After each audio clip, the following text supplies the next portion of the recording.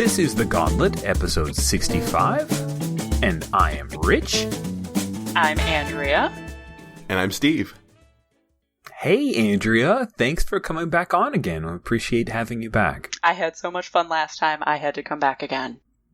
Now, for those who may have just jumped in for the first time, Andrea's part of Indie Plus. She games every other Monday night. She was part of Chain World. And then, what are you guys calling this Urban Shadows thing that you're doing now? Is it Chain World Electric Boogaloo? I wish it were. Unfortunately, it's just boring old Urban Shadows Seattle. No.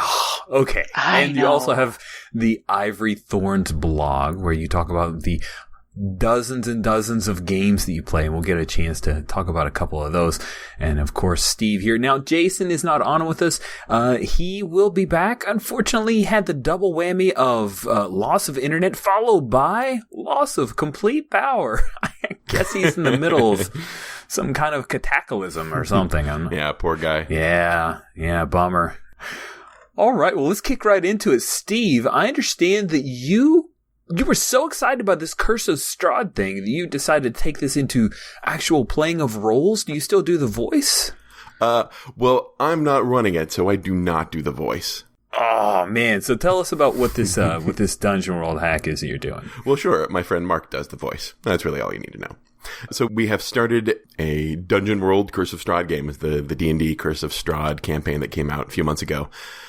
Played via Dungeon World, because Dungeon World. And it'll be shortened to a plan. I think we're aiming for about 6 sessions or so. And, I'm anticipating this. We've only played the one session so far, but it was fun and nicely, there were some nice creepy elements. And my friend Mark, who's running it, knows me. So he's like, he takes the character sheets, and before he passes them out, he scratches out. It's like, you can be a human or an elf. No, you can be a human. Yeah, there we go. No elves. And to set up the campaign, there was a sort of big world-ending threat that our characters were tasked with doing. This is all just, in the first 5 minutes or something. And so we accomplish it and get involved in the plot of the campaign. And the world-ending threat was ended when the bard realized how much he sucked, basically, and then killed himself. So it's all just pleasing Steve, pretty much. It's basically instead of fan service, it's Steve service. Right. Speaking of world-ending plots, though, it didn't matter here because it was just set up. But if you give me the character's going to be late to their daughter's play, and their daughter's really relying on them, then I care. If the world's going to end, it's like, oh, okay, I guess I'll go through the motions. Because it's just we don't know these characters enough to give a crap if their world ends. And there's nowhere to ramp up from the world's going to end. What's on the line? Everything. Oh, okay. Well, what's on the line next time? Literally everything. Still everything. If the world's about to end and it's not a metaphor, Buffy-like, for a relationship is also about to end, then it's like, I don't know. Who cares? I'm going to say, first of all, I agree with you. Second of all, I'll say something that's probably not going to be super popular, but to me, this world-ending plot is kind of like sticking Nazis in your game. It's really cheap and easy way to say, well, you got to stop the world from ending because, who would possibly want to be nice to a Nazi / not save the world, so you just got to do the thing. Yeah, I'm with you. There's just those easy plots that it's pedestrian, I like that. Put a slant on it. Make it a relationship dying. That's even better. The girl, I think daughter play. What do you think, Andrew? Do you approve of daughter in a play? I do approve of daughter in a play, yeah. You can't let her down. But, why are you letting her down? I am a fan of Supernatural, and they tried to end the world about 6 seasons ago, so. That's true. That comes up often. I'm a fan of Supernatural, despite I'm not proud. ... Right. Anyway, Curse of Strahd. So let me just real quick mention my favorite part about it.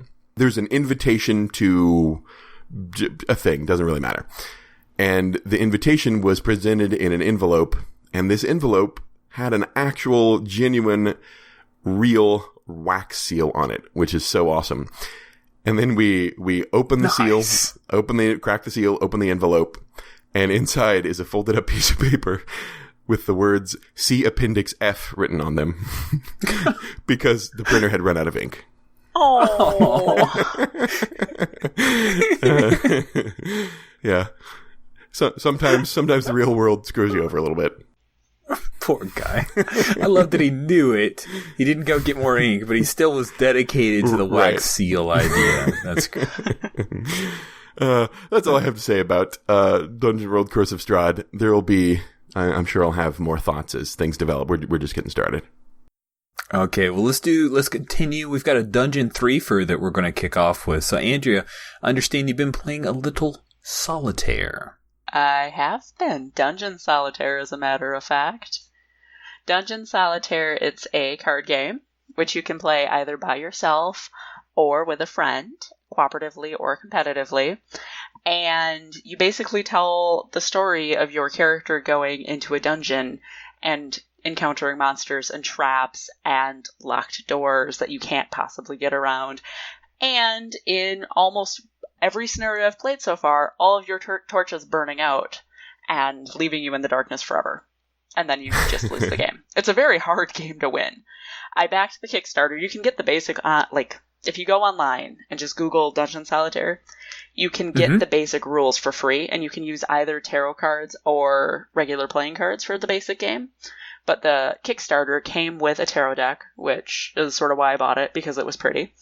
And that's cool. You get the basic game, you get like an advanced game, you get an expert game, you get several like different scenarios, you get a game about robots that has nothing to do with tarot cards, and I'm not sure why it's there, but hey, robots. And you get campaign play. It's actually really cool, and it's really hard. Okay. I've learned so far you never sell the family cow and go adventuring with your significant other, because they always cheap out and buy the torches at Dollar General. This is where Torchbearer had his beginnings, was things like Dungeon Solitaire, right? Yeah, so it's very much supposed to emulate the old school type of dungeon crawl where it's silly and you do silly things and you're probably going to die before you reach 3rd level. It doesn't go well very often for me. What would you say your win percentage is? Well, let's see. I've played probably about 12 games and I've won none of them. Okay. Wow. Yeah, but it's really fun. Some games are really quick. I think I had a game where I was just done in 7 rounds. And then there are some games where it's, you're down to the bottom of the deck and you're really pushing for your little character. And then, there's the last torch card. It almost sounds like you're using tarot or a regular playing card deck to do a roguelike, really, right? I mean, that's what this is? Yeah, absolutely. It's cool. Really fun, though. And like I said, you can play it either competitively, where you're comparing how much treasure you managed to loot from the dungeon, or cooperatively, where you're working together and you kind of share resources. And, if a trap comes up, you can play like the character that can disarm any trap for the other character. And so it's really fun and is really challenging. And I'm really excited to find out what the campaign mode is, because I thought it would be smart to actually start learning the game before just jumping into campaign setting. Have you played it cooperatively yet? Yes. My boyfriend and I played it together. How'd that go? It was a lot of fun. It was a little challenging for us because we live on opposite sides of the U.S. So I couldn't see his deck and he couldn't see mine. So at one point, this is why I was joking about torches and Dollar General. At one point, I had turned over my last torch card and I'm like, oh no. And my boyfriend was like, we should turn around. I'm like, no, it's fine. We got this. We can keep going. And then he turned over a card and goes, that was my last torch card. I'm like, I didn't know you were that low. Why didn't you tell me you were that low? So it's very cool. Nice. That's cool. Is it Very widely cool. available? You said you kickstarted it, right? I kickstarted it. If you just Google like Dungeon Solitaire by, let me look up the guy's name, Matthew Lowes, Lowes. He has a website and you can just download the basic game. And like I said, you can use either just plain playing cards or an actual tarot deck for the basic. And, of course, because I hoard all my tarot decks, I actually had to send my boyfriend a tarot deck so we could play the advanced version cooperatively. He was using a regular playing cards, I was using a tarot deck, and it worked really well. That's cool. Neat. Yeah, that sounds fun. I love the idea of a meat space roguelike. That's really cool. Yeah, it's actually really cool. If you happen across the tarot deck does have an extra suit in it for trumps for some reason. So you normally have 4 suits with tarot decks. This has 5. I think it has something to do with the expert rules. I haven't quite gotten there yet, but I'll get there eventually. But the art is really unique and phenomenal. And as a collector, like it got me very excited about the game. Cool. Yeah. All right. Well, continuing with the dungeon theme, my home game continues with my wife and my 10-year-old son. I decided that what I wanted to do was kind of use Jason, his idea of the movie highlight version of a module, because, Dungeon World makes me feel like I should be running some kind of module, even though I don't really have to. So I went back through my old collection of dungeon magazines back to the September-October 1998 issue 70. And there's one particular... Well, here's the deal. I cheated, right? Because I don't have a catalog, mental catalog of the things. I just have a whole lot of the dungeons. You just have a literal catalog. Yeah. Yes. I just don't know what all is in there anymore. But the thing is, there's a guy on RPG Geek who is going through every issue by issue and reviewing all of the modules, talking about what level it is, what the general plot is. He hates almost all of them, but it's still a great resource. No, you don't even know. This guy drops some F-bombs on some of these things. He just gets so frustrated by the amount of box text and everything. But I just gotta pick through it real quickly. Oh, okay, cool. Oh, ooh, issue 70. Yes, I have that. Awesome. Ooh, Homunculus Stew. That looks amusing. It's nice and short. So I took that. I did the kind of highlight version, scooped out the major plot points, and we don't play extremely long games, mostly because 10-year-old. And right. So I was excited because it's a fighter and a wizard, and they're going through a set of woods because they're trying to bypass a goblin village to go retrieve the homunculus for this wizard from an ogre. Right? So they're trying to get to the ogre, but they really don't want to have to deal with the goblin village. They're going along this pathway, and one of the encounters was that just randomly this woodsman walks up. Hey guys, I noticed you're traveling through these dangerous woods, and I ran with it. So I really thought it was amusing. The deal is, Galvant, which I think he had a different name, but I was quickly trying to thumb through several pages of notes, so I just whipped out this name. And he shows up out of nowhere and he says, hey guys, I tell you what, looks like you're headed somewhere. Why don't I show you a secret path? and my son's like, secret path? That sounds great. And my wife is like, secret path? How did you get here in the woods? I'm a woodsman. But yeah, why are you here if it's so dangerous? Oh, I'm trying to chop down really good trees. Like, I don't trust you at all. And so I said, hey, let's have you discern realities. She fails the roll. And I thought for a minute, and I decided that my move was, Galvant says, okay, I was kind of lying. See, my girlfriend, she lives here in the woods, and I stay with her because I love her so much. She's a dryad, so she doesn't want to have to deal with you guys. She's a little scared of strangers, so let's just take the safe path. I promise I'll get you around the goblin village. If you could just follow this way, no problems. What do you say? And my son's like, it's shorter path. We can avoid the goblin village. And my wife thought... That explanation just added another check mark to your son's bonus list. Yeah. and my wife's like, okay, true, I don't want to deal with an entire village of goblins, but did he say dryad? He's a dryad? Dryads are bad, aren't they? No, she's really sweet. Elrana, she's beautiful. Long blonde hair. she's a little prettier than you, no offense. And then they finally buy in at this point. They're leading along. And so I just keep peppering in all these statements of Galvin talking lovingly about his girlfriend and how her tree is so wonderful. And it was great with the levels, the two different levels of reaction. You know, my son's like, all right, we can go attack this ogre. This is awesome. And my wife's like, oh man, this is so tragic. This poor guy. It was hilarious. That sounds like a lot of fun. I love your stories about your family. They are so adorable. If you want to hear an even better story than mine, you guys should check out the latest episode 26 of Discern Realities, where Tor Droplets talks about his game with his 10-year-old son. Those guys are rocking and rolling, but I was pretty happy that I'm not trying to top him. I'm just saying, hey, my son does cool stuff. He doesn't attack amazing golems, but he'll totally buy into a line from a guy who's enchanted by a dryad. So, you know, why not? All right, let us move on. Steve, I understand you've played The Agency. Now, what is this thing? Yeah, so I got to play The Agency with Jason. It's a shame he's not here to, you know, pitch in his thoughts as well.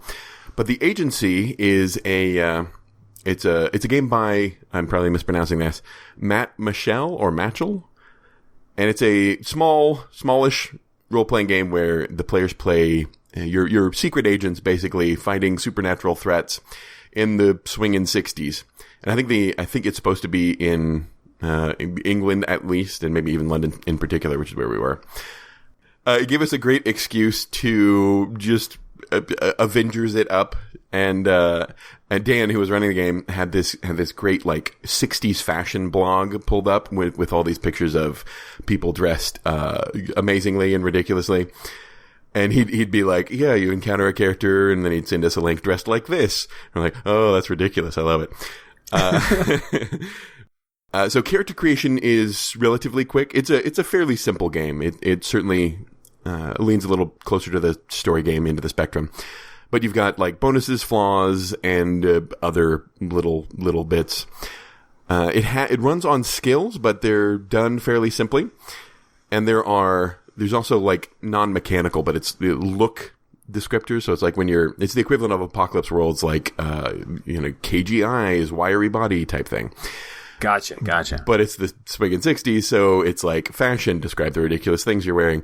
Mannerism, in my case, I was a fashion icon, so I just, when not in action, I accidentally affect, fashion poses.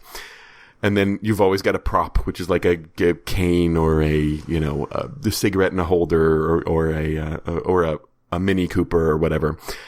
Things that I like included, so at the start of a scene, the GM establishes 3 skills that you can use off the list of like 15 or so in the scene. And this, at the very beginning, felt a lot like the way Dungeons & Dragons 4th Ed handles skill checks or skill challenges, whatever. Oh, yeah. Which is not a positive thing in my book, because I didn't love that aspect of the game. But then in play, what happens is after a success, then the players, I think this may have been a slight tweaking of the rules. Either that or the rules were sort of contradictory in different places. But after a success, the players can narrate in a new skill that now applies. So it'd be like, this is a very active skill. It involves, fight, shoot, and evade. And then after a success, you narrate in why a cult suddenly matters or something like that. And that lets you involve skills that the characters are better at. Or just involve skills, mix it up and make things a little different so you're not doing the same thing over and over again. And in play, that worked really well. We were fans of it. I also enjoy, there are these little short recovery scenes. You can take, it's not quite damage, but you take like status effects, as in something like a shortened version of what you might find in, Mouse Guard or whatever. And you can do recovery scenes in between the major scenes, just quick, like flavor scenes that give you a chance to try and recover those. And it's a really good opportunity in a game where the scenes run, they can run like 30 minutes or more. It's a quick opportunity to throw in, here's 1 minute of color. I'm doing a 60s super agent fun thing. And it's, I love seeing that sort of thing in a game where it encourages you to bring up fiction that that is just color, pretty much. It's color with a die roll tacked on, which I liked a lot. In play, however, we found that there were a few too many fiddly bits. It's not a complicated game, but it felt like the handling time, because there are good things on your character sheet and bad things on your character sheet, and at any point you can involve them. But there's like overlap, and they all function in their own way, and it just felt like it got bogged down at times with trying to figure out what's the best thing for me to do right now. It just felt like a game that needed to flow a little better. And we felt like the game doesn't really need a GM, because Dan was running the game, and so when the players succeed, when the characters succeed, the player narrates their success. And then when the characters fail, the player narrates their failure. And the GM is kind of there to set threat levels, to do a couple of specific things, and then to roll dice. And I think it would work just fine if, whenever you're rolling dice, just have any other player roll the opposition's dice, and it would function fine. Overall, it's a pretty fun game, and again, the setting's really solid. Just an excuse to pretend to be, dressed up in interesting 60s clothes and do interesting 60s prisoner Avengers spy stuff is really cool. Yeah, I think on a second try we'd probably have the rules down. Again, it's fairly simple, and it'd be it's a fun little story game. Cool. I've had my eye on that one. And then you talked about, or I saw it on the schedule, and I thought, man, I should pick that up. And then I went to DriveThru, and I saw I already bought it. Oh. I do that from time to time. Cool. Is there anything else you wanted to say about the agency? No, that's it. All right. In the new to me vein, I think I'll save you for last, Andrea. I'm going to talk about the Icons game that I ran. This is part of the Gauntlet City Limits series, that living campaign that I've run.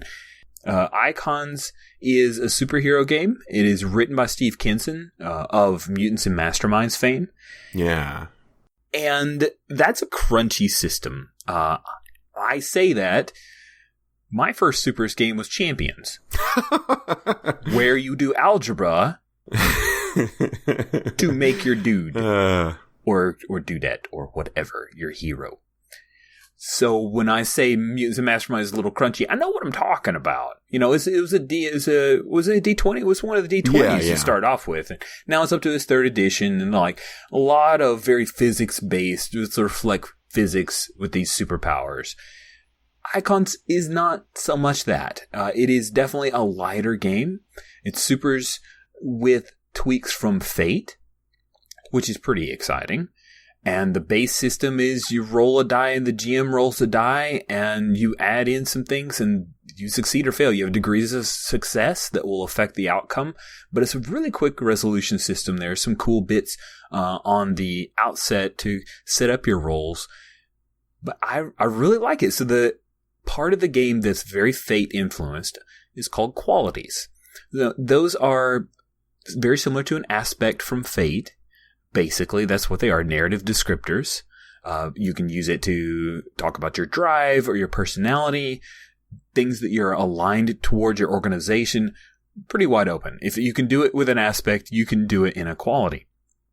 It's not necessarily negative, but there are some cool things you can do with that. You can spend what's called your determination points that you gain throughout the game and give yourself a boost to a roll. Or similar to aspects, you can do what's called a retcon, retroactive continuity, where you insert a piece of fiction in there to justify something that you know or something that's going to happen. Cool.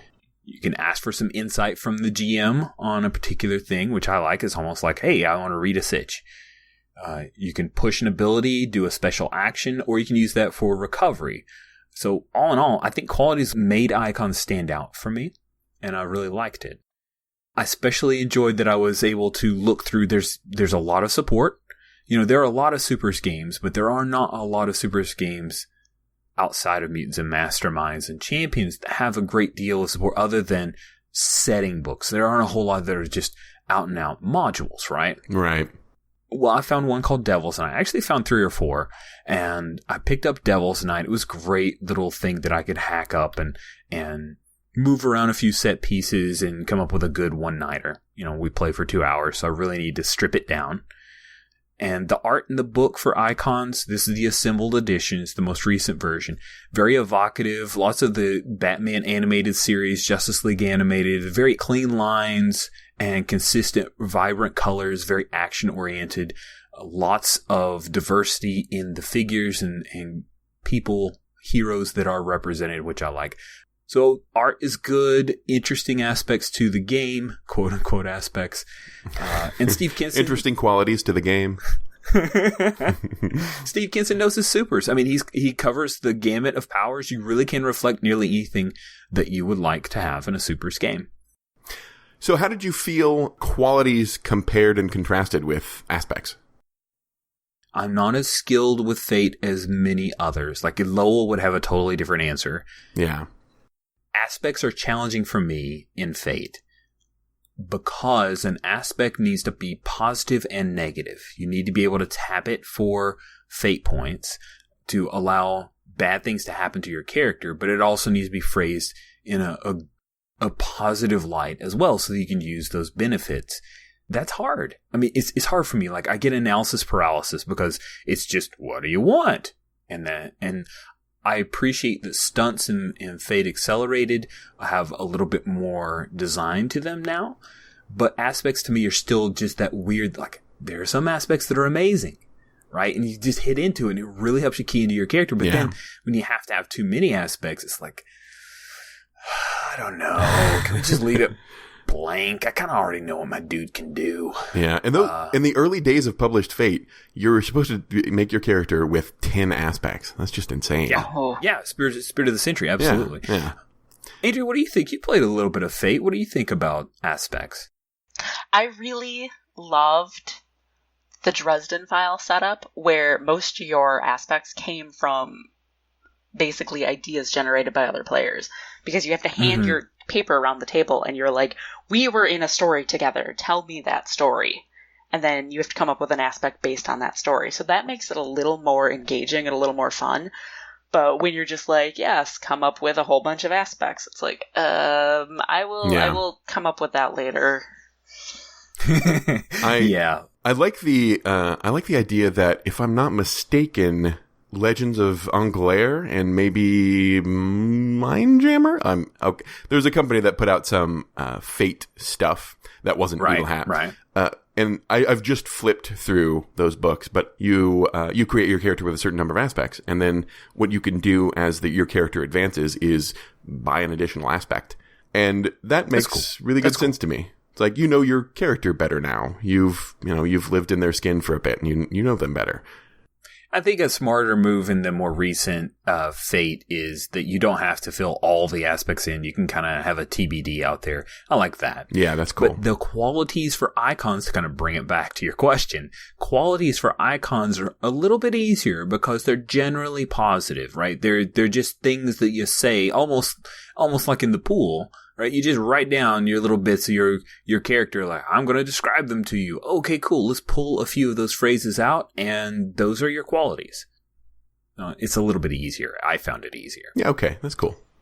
The things I didn't necessarily love about icons weren't necessarily troublesome for me. The first one was that the default assumption is it's completely random character creation. You roll on some tables and you could be Plastic Man or you could be Superman. Wait, really? Oh, yeah. Oh, most definitely.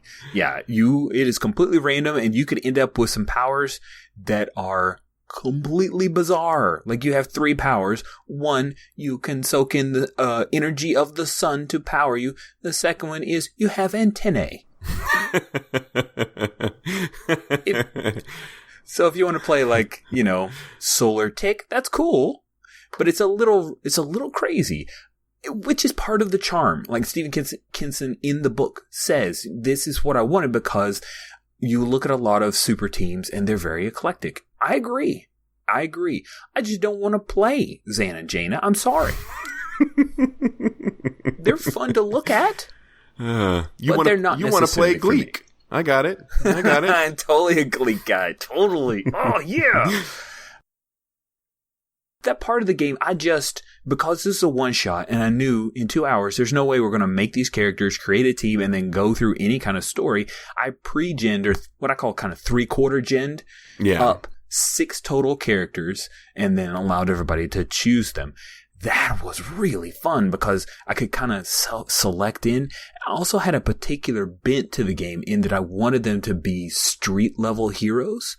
So, like the bottom half of most of the tables I ignored because that was all cosmic level stuff. So I three-quarter genned, which means that I picked out their powers, and I just had like a half a sentence that could possibly be a germination for how they came to be a hero. And then I left the qualities as just one quality. The other 2 qualities were totally for them. So it was very Rorschach testy for the characters. I even looked very hard. There was a bundle of holding that had a bunch of icon stuff in it. I went through and I picked every picture that I picked for the characters. I tried to pick as non-gender specific character pictures as I could possibly come up with. I used no gender pronouns. And then I tried to find names that didn't feel gendered and felt flexible. So that you walk in, you see a power suite, a few skills you call specialties in the game, and one quality that you could take in a few different directions. And then I just let them run free. Like, pick the character that you like and then run with it. And the characters they ended up with were really exciting. And I totally want to make them in masks so we could play for a long period of time. Oh, Rich, you have problems. I do totally have problems. The other thing about Assembled Edition, which is the most recent and what I wanted to use because I've been told that it cleaned up some of the confusion on the rules from the first edition, there were some relatively significant changes which made all of the stuff for icons, the original edition, not an easy port. not super. So remember when I said I had all those cool modules? I had to hack some of them a good bit. That's a bit of a bummer. Did you have the modules from a while back? No, I got them in the bundle of holding, and then there was a couple that were pretty inexpensive on DriveThru. I went and picked them up. Then I sat down, I looked at all of them, and I said, okay, I'll just go with the inspiration of this. You know, I had to kind of trim and do what I could to try to make it work. It worked well enough, but it was one of those like, oh, look at this cool GM screen. It'll have all the weight. No, those rules don't work anymore that way. This GM screen doesn't help me at all, but it sure is pretty. So that was one part that was a little disappointing, especially when people who have red icons are all like, oh, a symbol edition is the way to go, not realizing that if you get a symbol edition, that's all you got. I mean, you can take the other stuff and convert it, but then you might as well be getting mutants and masterminds, you might as well be getting champions just if you're going to use the inspiration and then a few bits of it. So that was a little bit that was slightly frustrating on the other end of it. The last bit that I didn't super love about icons, and it's totally me, right? It's my indie gamer damage. I had to roll every time. Like, all challenges are player rolls a die, GM rolls a die. Why do I have to roll a stupid 6-sided die every single... I don't like rolling dice anymore. I've got other things I'm trying to handle with my brain powers. So... I was like, oh, seriously, I have to roll again? Can't I just set a difficulty? And Lowell, who's very smart and totally knows that, he's like, no, Rich, you just roll the 6-sided die, okay? Are you always rolling the exact same thing? I mean, if it's always just a D6, couldn't the player just roll an additional D6 if you're in person, a different color, or just the last one on the line if it's Hangouts or whatever? Oh, of course you could. Of course you could. Yeah, you totally could. And if I were to do this in future, that's totally what I would say. So you roll 2d6, just like that Gen game that Andrea told us about last week. We have a positive and a negative die. Totally do that. Thanks, Steve. You fixed it for me. Good job. You're welcome. We should put that, the Assembled Edition V2. Reassembled. So that's great. We're going to end it there. That is all I had to say about icons, unless you guys had any questions. No. All right, so let us move on. Andrea, I understand that you have done something with Crypts and things. I have done something with Crypts and things. I had a very, OSR week, I guess. Crypts and Things. It's an OSR game. So... Wait, I got it. So what is OSR to you? Oh. When you say OSR, what does it stand for in your headcanon? It's not headcanon. It's fact. It's old school Renaissance. Okay, cool. It's fact. It's not my headcanon this time. First time. Okay. Old school Renaissance games are supposed to kind of emulate, the first ed and second ed, and the games I was much too young to actually participate in. So they are really, really simplified. If you look at dungeon crawly games, they seem to go from really, really simple and really basic and incredibly racist and sexist, BT dubs, to really complicated. And now they've started lightening up again. So these OSR games are very, very easy. So you roll your 6 stats. You have a saving throw based on your level.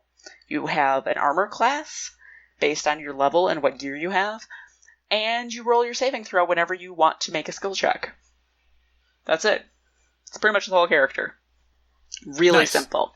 But what I really liked about Crypts and Things, it's a very swords and sorcery setting. So it's very dark. You play on the continent of Terror, which is awful. You live on a continent called Terror? Yes. It's not good. There's volcanoes and earthquakes and monsters everywhere and ruined civilizations and kings sacrificing people by the thousands. It's a good place to visit. And it's because it's swords and sorcery, the magic in it is so incredibly dark. They have 3 different kind of levels of magic. They have white, they have gray, and then they have dark. And dark is, you strike terror into the heart of your enemy. You cause hit point loss. You are just a terrible human being. And all the magic items fall in this vein. Yes, you could get wings, but it's going to take half your hit points to do it. Oh, you get I had a pendant of clarity, and I was losing sanity every time I used it. Because so the clarity costs you sanity? Oh, yes. Oh, man. Yes. So I really love that very dark feel, and it's supposed to be very gritty. And the other thing I really liked about it is when you make your character, you have to roll on a life event table in which you were enslaved, or you were chained to the Pillar of Judgment, or you spent an entire season disarming traps left by this ancient civilization.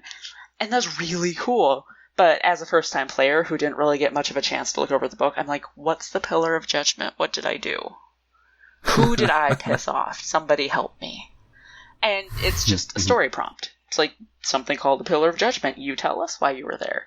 So I really loved that flexibility, and I sort of hated the creativity paralysis of, oh no, what is this? What do I do? What if I screwed up? What if it's wrong? But the one... What if the story I made up is wrong? Yeah, what if it's wrong? What if my headcanon doesn't work with the canon of the book?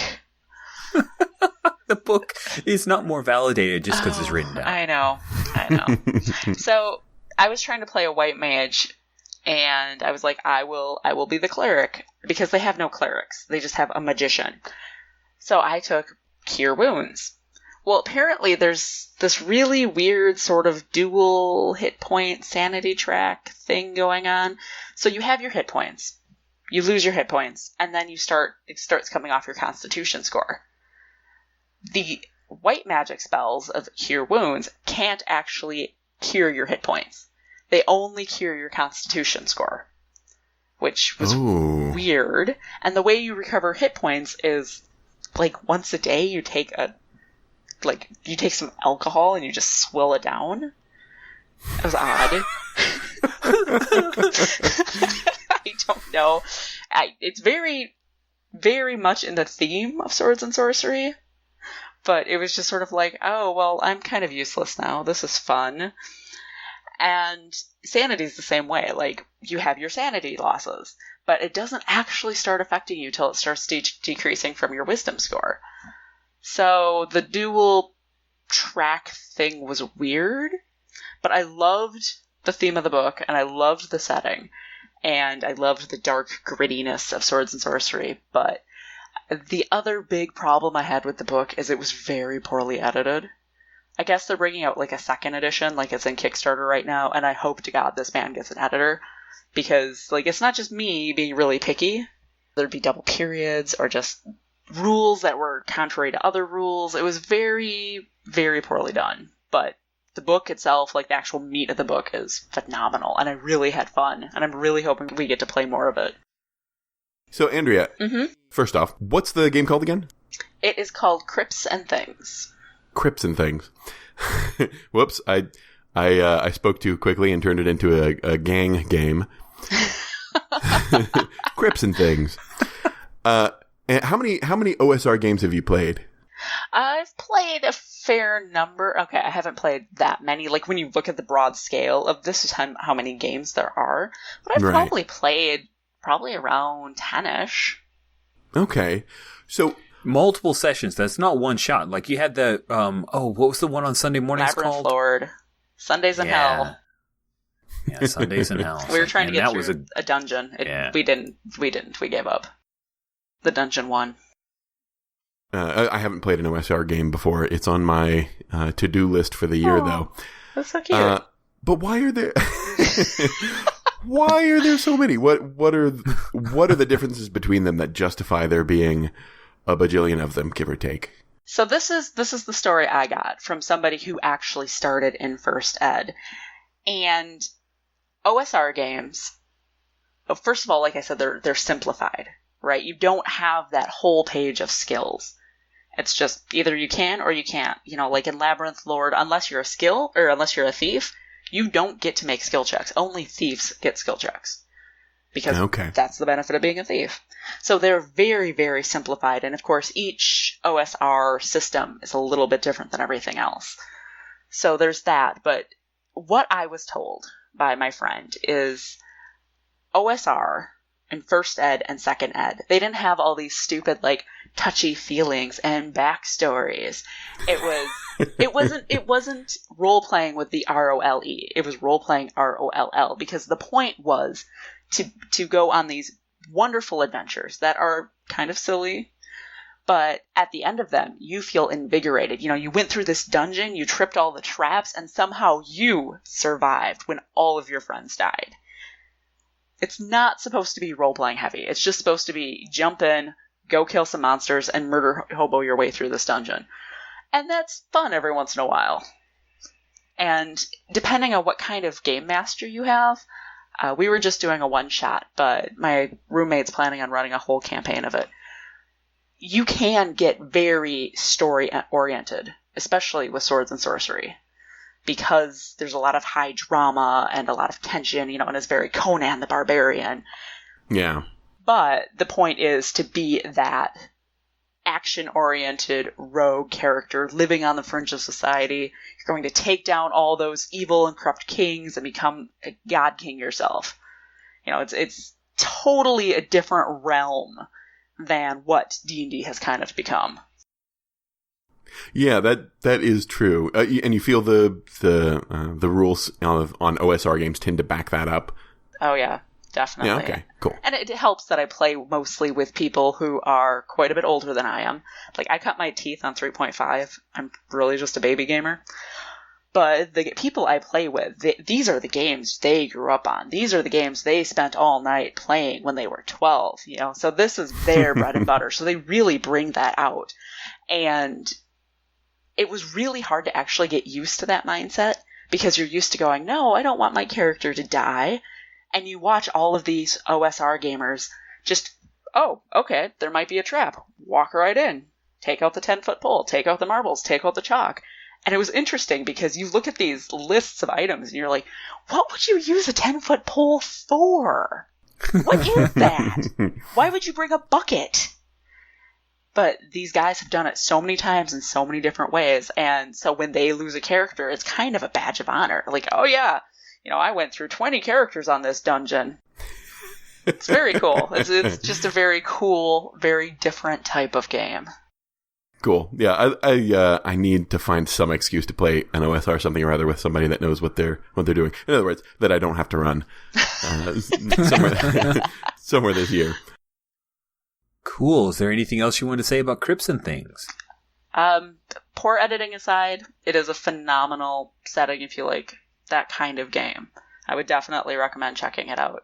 Just for the magic items alone, where you're like, I don't want this. Okay. All right. Well, let's take a break and head over to Giving Me Life.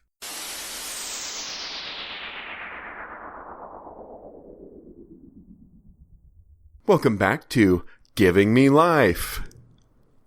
Rich, what's giving you life today? Well, today and until the end of this week, I just realized this sale will probably be done by the time this episode comes out. But DriveThru had their Christmas in July sale, and it lasted for a couple weeks. As I want to do when there is a 25% or more sale, I try to go through a lot of the items. I've learned that you can filter on the sale and then filter on core rule books, so I only had 1,863 items to go through this time. Rich, this is an intervention. I know it staged as a podcast. We were just going through the motions. Rich, we're concerned about you. I'm sorry. Here's the deal. 25% off. I went through these items relatively quickly because while it's 1,800 items, if you already know what the Protocol game series is, it's more like 1,600 items. Oh, boy. I'm not saying that guy's prolific, but Jim Pinto is prolific. I found some gems, and I totally want to get them to the like table. Jim Pinto. I found a game called Tweaks for 75 cents. I found a game called BMX Mysteries for a quarter. Well, 26 cents. Wait. Please give us a pitch on that one. What on earth is that? BMX Mysteries is perfectly timed because Stranger Things just came out for Netflix. It's the idea of kids on BMX bikes who are solving mysteries. Wow. That's so good. That's awesome. You have rules for doing tricks, and you have rules for, solving mysteries. It's great. Dude, 26 cents. Why not? I'm super excited to give it a shot. And I finally broke down and bought another one of Creepy Doll Studios, guys who created 1%. 1 Foot in the Grave. Now, have you heard the pitch for what 1 Foot in the Grave is, Andrea or Steve? No. Okay. The elevator pitch is Bubba Hotep the game. Yes. It is basically you are playing elderly patients at an assisted living home when the zombies attack. Excellent. Oh god, it's so good. Yeah. It comes with a bingo card, guys. Ooh. It comes with a bingo card. Is that like your character sheet? What is that? I don't even know, but it comes with a bingo card. I'm so excited. That is actually amazing. What is that called? 1 Foot in the Grave. We'll have a link to it in the show notes. It is on sale now, and when this episode comes out, it'll be back at the humongous price of $5. But come on, it's even not on sale. I mean, if it's half as good as 1%er, I'm going to play the crap out of it. So, pretty excited. That's what's giving me life. Cool. Andrea, what's giving you life this week? I am a little bit addicted to the video game Overwatch. I mean, the rest of the world is like out on their phones playing Pokemon Go, but I'm still chained to my computer desk playing Overwatch. Overwatch is a video game. It's a first-person shooter, and there's not a lot of plot. There's some sketchy background about alien invasion and robots and then civil war, and you're all playing members of this Overwatch squad that has since been disbanded for... Basically, it's basically the recent Avengers movie, Captain America movie, where the governments were like, nope, we're done with you people, go away. So for some reason, that's not really clear. Like, all the members are now fighting each other, and my favorite character is Diva. She is like an 18-year-old girl. She's like, I think, Japan's biggest StarCraft player in the canon of the game. And now she's walking around with a mech shooting bad guys because why not? But she is absolutely adorable. And there's that, like, it's so meta because, like, when she respawns, she's like, extra life. And she goes around and all her little sayings are all like, winky face or LOL, GG. So she is adorable, and I absolutely love her. Like, I'm a terrible player, but I love to play her just because I answer her because I'm crazy. But I do interact with the character. She does not interact back. I'm not that level Andrea, of crazy. this is an intervention.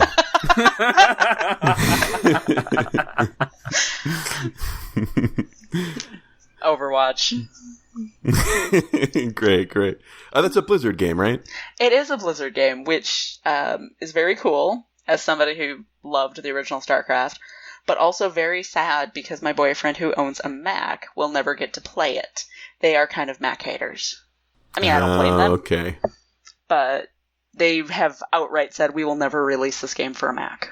My son was super into Overwatch for a bit, and then all of his friends got back into playing Call of Duty Black Ops 2, and so now he is not playing Overwatch, and I keep suggestive selling. Overwatch is a pretty good game. I'll come and sit with you if you'll play some more Overwatch. You should play it. But Daddy, Blades and Ganger are playing COD blobs. Oh. Whatever those words mean, you just keep doing that thing. Adorable. That's when you hijack the account and then come play with me. Nice. What's giving me life this week is Stop a Douchebag. So Stop a What?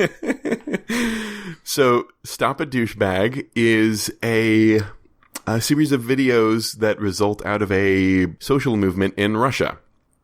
There's a Stop a Douchebag crew that goes around. I think the videos I've seen are all in Moscow, but they basically go around Moscow's traffic choked areas. And apparently this is a huge problem where there is basically, there are streets with horrendous traffic just backed up for blocks and blocks and blocks. And then people who are tired of it and just say screw it and don't want to deal with it will hop onto sidewalks and walkways and that sort of thing and just drive to their heart's contents in an attempt to get around the again, horrendous traffic. And Stop a Douchebag is they refer to themselves as a social movement, but it's people who have these stickers printed up, and the stickers they're probably about a foot across, circles with the words, I believe, Stop a Douchebag written in, Cyrillic, of course. And so what they'll do is they will stand in front of these cars trying to drive down places where they should not be driving. And the drivers will get out or roll down their windows and be like, hey, you guys got to get out of the way. Oh, no, actually, they're always very polite. No, we're actually with social movement Stop a Douchebag, and we're going to have to ask you to back up and get back on the street. Did you know you're not allowed to drive here on the sidewalk? And if you don't, we're going to have to put this sticker on your windshield. Frequently, you will get people who are really pissed off that they can't take their illegal, annoying shortcut that endangers people, and they will escalate to varying levels of belligerence. My friends exposed me to this, and I'm like, I don't have any interest in watching these. Well, I mean, I'll watch another one. Sure, it's like 6 more minutes. Oh, that one looks good. Yeah. So do you just, sure. Are these on YouTube, or? Yes, they're just on YouTube. Just search for Stop a Douchebag. They have many, many videos.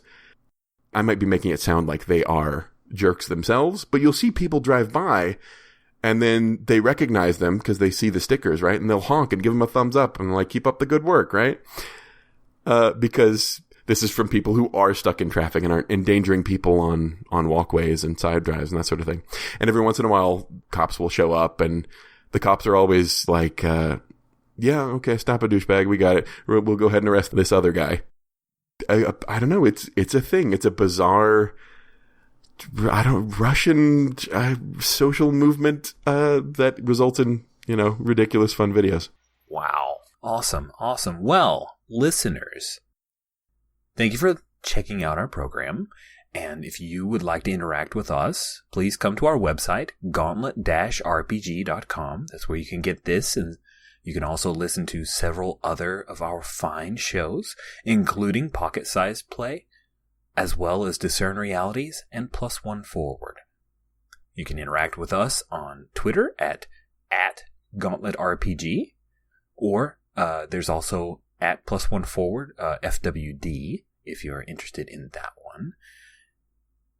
You can also check out our Gauntlet community on Google+. We would love to have you there. Just head to Google+ and search for The Gauntlet. You should be able to find us. And last but not least, we do have a meetup where we schedule online games on an ongoing basis. We have dozens of games out there. Always keep an eye on it because you can come and play with us. We have lots of fun games that we like to play. Well, that is all that we have. Thank you so much for coming on again, Andrea. You're welcome. Thank you, Steve. You bet. And thank you, listeners.